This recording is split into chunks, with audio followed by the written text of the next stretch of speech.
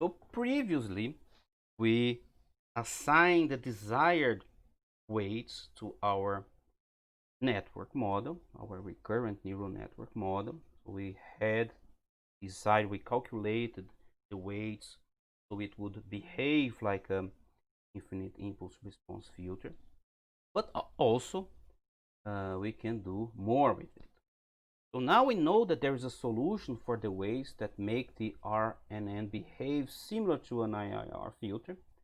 And in general, we will not pre-compute the weights, but we will let the optimization algorithm to figure it out on its own, given the impulse as training input, desired impulse response as the target signal. So we will use the impulse as the training input and the desired impulse response as the target signal. So if the optimization is powerful enough, it should be able to find the solution. But we have a problem. The problem here is that for a system with feedback, as the recurrent neural network, the gradient of the loss function for the optimization is very difficult to compute. As we know, PyTorch uses the autograd to compute the gradients of the loss function. You can see here some documentation about the autograd, so this automatic differentiation, and how, and here more information about this autograd. Also here you can understand the heart of the PyTorch computations, is this automatic differentiation. And the weights, they are of type Torch tensor. And we have the attribute called requires grad, and we can set it to true or false. So the PyTorch then tracks all operations with the tensors to be able to quickly do the gradient calculation using backpropagation. And backpropagation is basically just another name of the chain rule of differentiation. And this is done with the backward step in the optimization loop, and the resulting gradient is then stored in the grad attribute. So when we have a feedback loop, as in a recurrent neural network, we apply the network over and over again to its output. And this can be seen as a very deep neural network where each loop iteration is another layer with the same coefficients. Applying backpropagation means that we go back through all those layers or all those iterations using the chain rule for the computation of the gradient. But each computation introduces computation errors, which then will accumulate. If our impulse response signal decays very slowly, then we have significant components far back in history, which makes the computation of the gradient very inaccurate. This can also lead to the problem of vanishing gradients, where very small values are rounded to zero, or exploding gradients, which leads to not a number errors, also this NAN. Our example has an impulse response with significant values over several thousand samples, but at k equals to 0.995 and it still converges. But if we make it a little longer by increasing our Q to, for example, Q to 0.9995, then the optimization is no longer converging because of this problem. And you can read more about these tutorials here about recurrent neural networks, and you understand more about how it works and some problems that may occur, especially in terms of these gradient problems, computation errors, where values are rounded to zero, or when we have exploding gradients. There are some approaches to solve this problem. One of these approaches is also called gated recurrent neural networks, also called GRU. And PyTorch also offers this class for gated recurrent networks. And we also have the long short-term memory networks, the LSTMs. They are also very popular, in which they have learnable bypass connections or gates, which makes the computations of the gradient more precise. But for problems where simple RNN converges, it seems to converge faster also because the gated recurrent networks and the LSTMs, they have many more ways to be optimized. So here you also have this class for the long short-term memory, how it is implemented in PyTorch. But let's go back to our PyTorch model, and we will reinitialize the recurrent neural network now with random starting values. So we will not assign pre-calculated weights. We will we will start or initialize the RNN with random values. Then it will be trained using 500 epochs. So this is the iterations for the optimization, and we will see if the network will learn this behavior as an IR filter. So now our target is our filtered signal that you are converting from NumPy to PyTorch. Remember, we calculated before our what was this filtered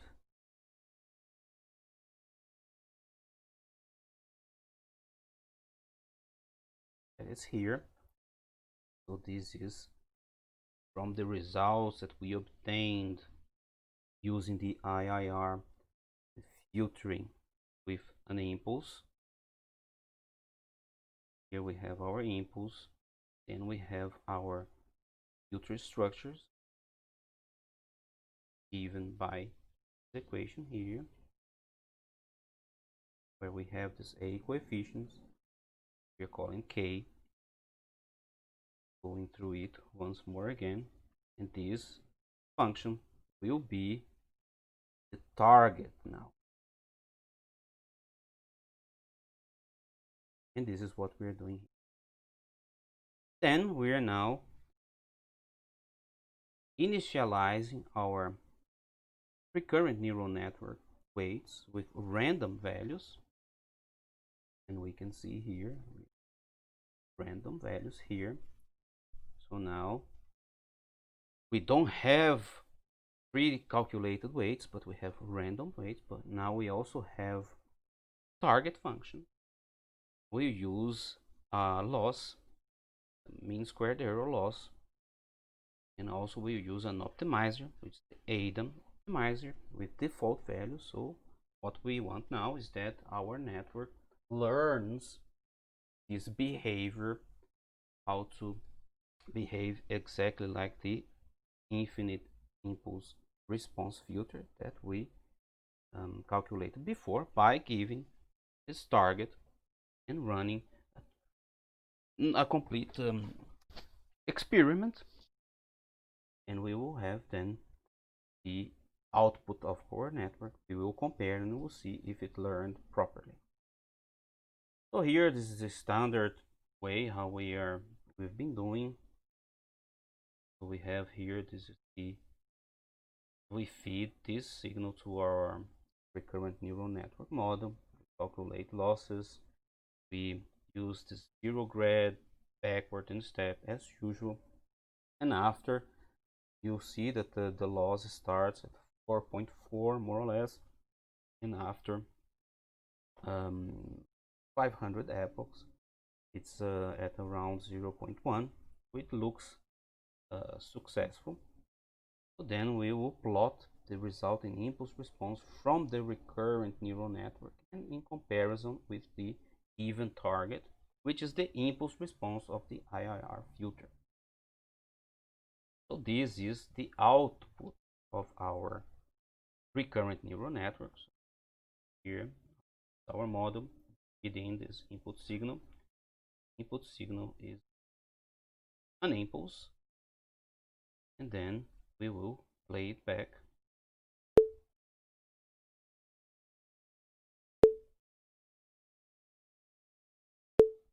It also sounds exactly the same as when we filtered using our IIR filter.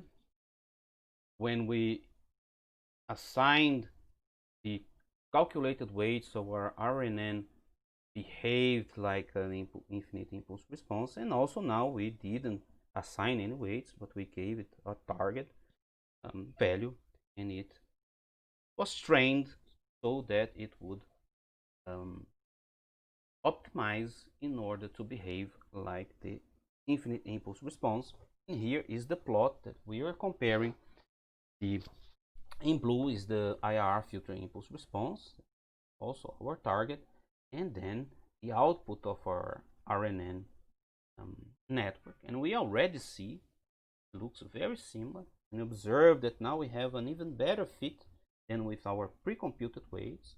And this is because the training was able to partly compensate the effects of the non-linear activation function we used, which was the 10H.